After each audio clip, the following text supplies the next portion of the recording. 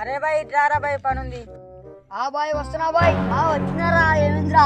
అరే మన క్లాస్ శాంతి తెలుసా? అవునురా తెలుసురా. ఏంటి బాబా అన్న ఇంకోసారి? అవునురా తెలుసురా. తెలుసా? తెలుసురా, నా ఇందులోనే అయిపోయింది దాంతో. దాంతో నాకు పెళ్ళిరా.